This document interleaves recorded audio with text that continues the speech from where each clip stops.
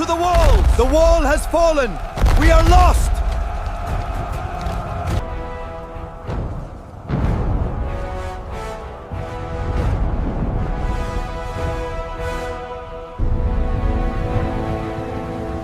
Kota yang dianggap mustahil ditaklukkan.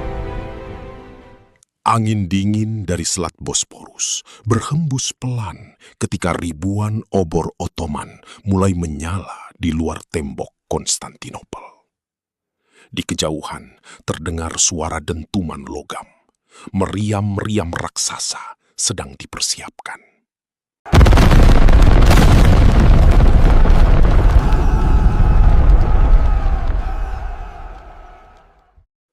Malam itu, tahun 1453, dunia belum sadar bahwa mereka sedang menyaksikan akhir dari satu zaman dan lahirnya zaman baru. Karena selama lebih dari 1000 tahun, Konstantinopel dianggap sebagai kota paling mustahil untuk ditaklukkan di muka bumi. Dan selama berabad-abad, kota itu benar-benar tidak pernah jatuh. Konstantinopel bukan sekadar kota biasa.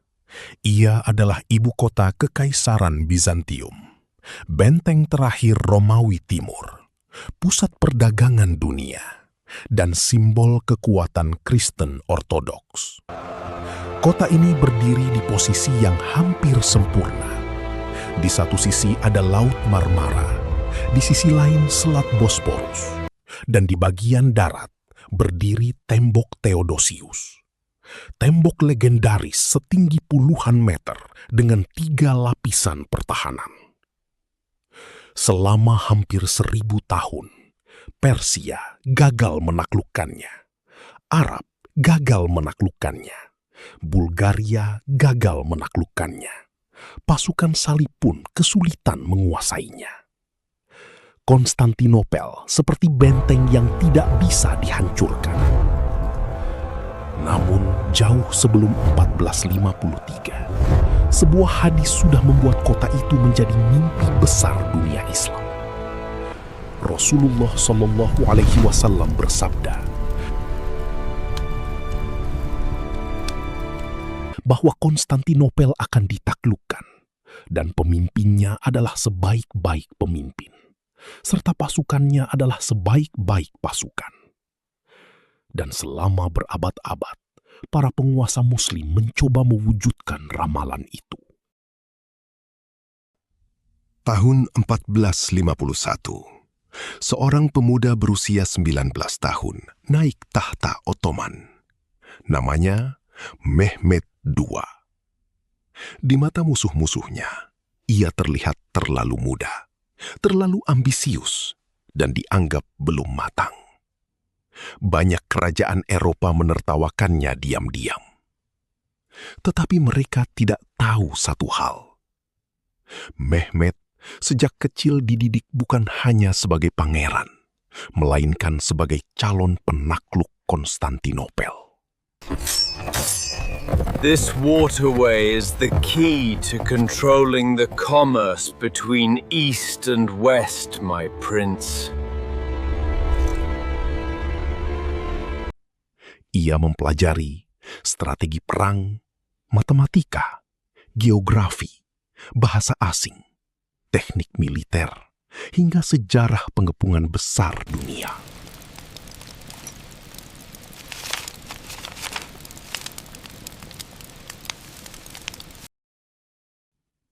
Ia bahkan terobsesi pada Alexander Agung dan Julius Caesar. Namun obsesinya hanya satu: Konstantinopel.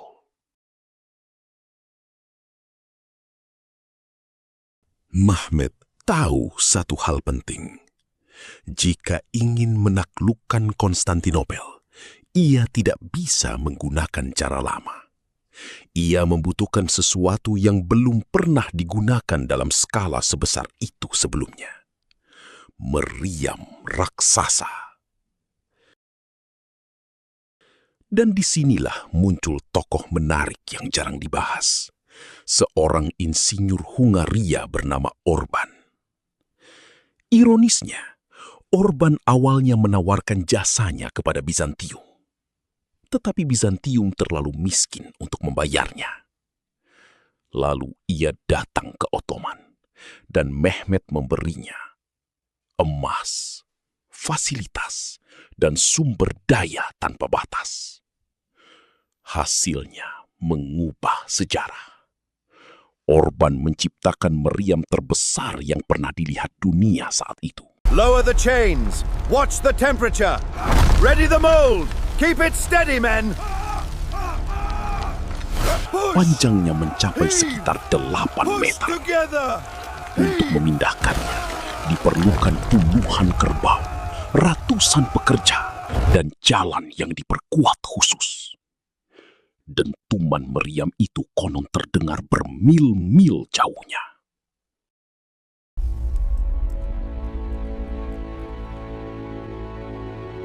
Di dalam kota, Kaisar Konstantin XI Palaiologos tahu ancaman besar sedang datang. Namun Bizantium saat itu sudah sangat lemah.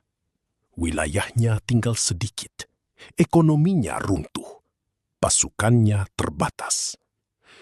Dan yang paling tragis, Eropa Kristen tidak benar-benar bersatu untuk menyelamatkan mereka. Banyak kerajaan barat sibuk dengan perang dan konflik internal. Meski begitu, beberapa bantuan tetap datang. Tentara bayaran Genoa, sukarelawan Venesia, dan pasukan kecil dari Eropa.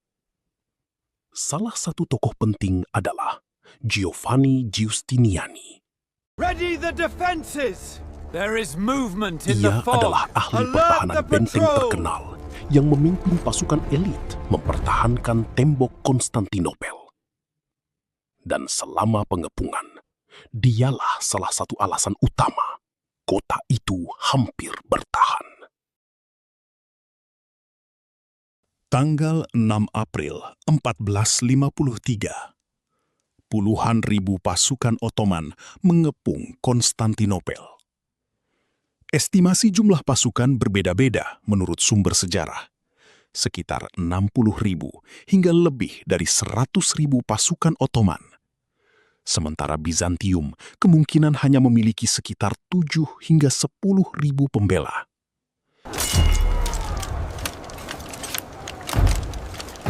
Tetapi jumlah bukan satu-satunya masalah. Konstantinopel punya pertahanan luar biasa. Setiap hari, meriam Ottoman menghantam tembok. Panah dan peluru beterbangan.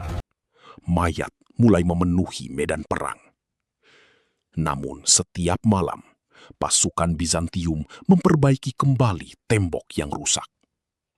Perang berubah menjadi pertarungan ketahanan.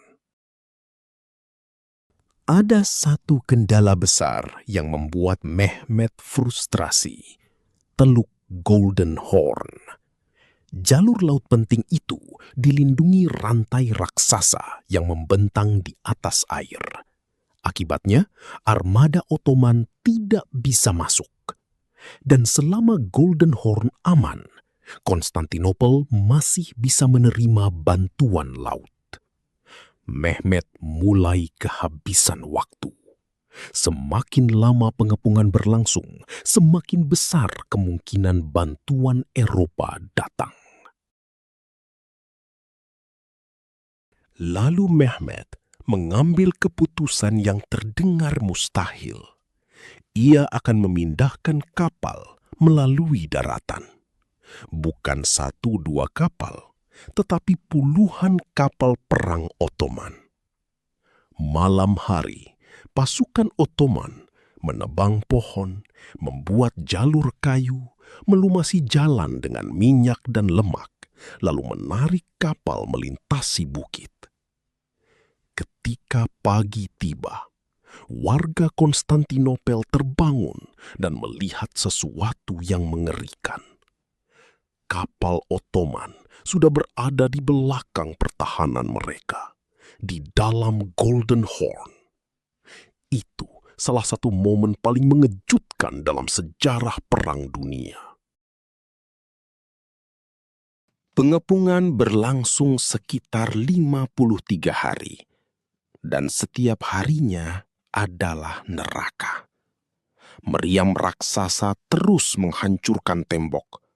Pasukan Ottoman menyerang bergelombang. Pasukan tidak teratur, tentara Anatolia, hingga pasukan elite Janissary.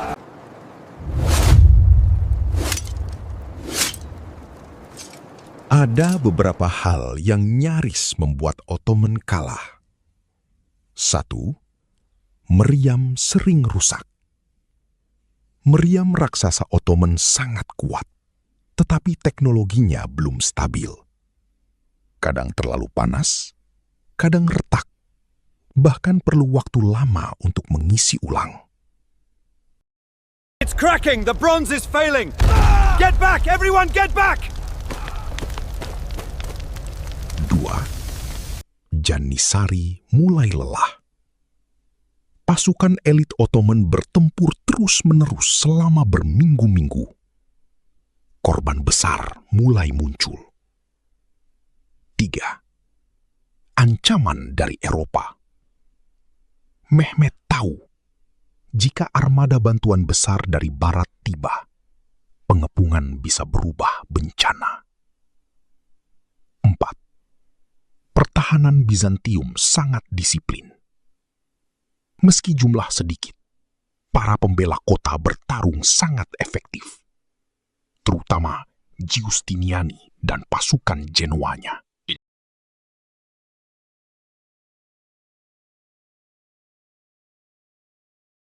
Malam 28 Mei 1453. Kedua pihak tahu besok akan menentukan segalanya. Di dalam Konstantinopel, gereja-gereja dipenuhi doa.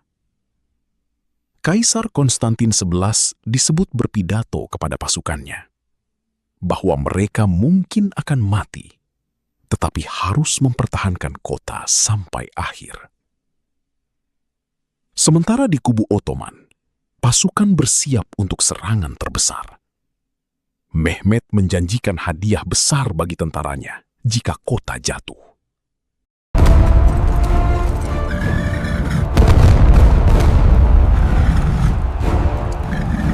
Dan sebelum fajar, serangan dimulai. Gelombang demi gelombang pasukan Ottoman menghantam tembok. Pertempuran brutal terjadi di celah-celah benteng. Lalu momen penentu terjadi. Giustiniani terluka parah. Ketika komandan utama pertahanan mundur, moral Bizantium runtuh. Tak lama kemudian, pasukan Ottoman menemukan celah masuk. Bendera Ottoman mulai naik di atas tembok. Konstantinopel akhirnya jatuh. Tanggal 29 Mei 1453. Nasib Konstantin ke-11 Paleologos menjadi legenda. Konon, ia melepas atribut kekaisaran dan bertarung sebagai prajurit biasa sampai tewas. Tubuhnya tidak pernah benar-benar dipastikan secara pasti. Dan bersama kematiannya, berakhirlah Kekaisaran Romawi Timur yang telah bertahan lebih dari 1000 tahun. Mehmet tidak menghancurkan kota sepenuhnya. Setelah kemenangan, Mehmet II justru berusaha menghidupkan kembali Konstantinopel. Ia memperbaiki infrastruktur, mengundang penduduk baru, menghidupkan perdagangan, dan menjadikan kota itu ibu kota Ottoman. Hagia Sophia berubah sejarah dunia. Hagia Sophia diubah menjadi masjid, tetapi banyak struktur utamanya tetap dipertahankan. Dan selama berabad-abad, ia menjadi simbol kemenangan sekaligus transformasi peradaban. Banyak ilmuwan Bizantium melarikan diri ke Eropa. Setelah kota jatuh, sebagian ilmuwan Bizantium pindah ke Italia, membawa manuskrip Yunani kuno. Sebagian sejarawan percaya ini ikut membantu lahirnya Renaissance Eropa.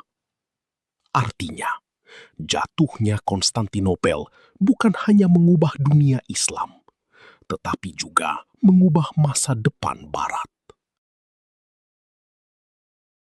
Ketika matahari terbit di atas Bosporus pagi itu, dunia lama telah berakhir.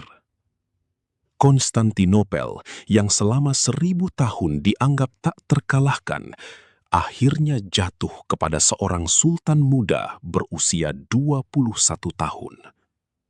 Dan sejak hari itu, arah sejarah dunia berubah selamanya.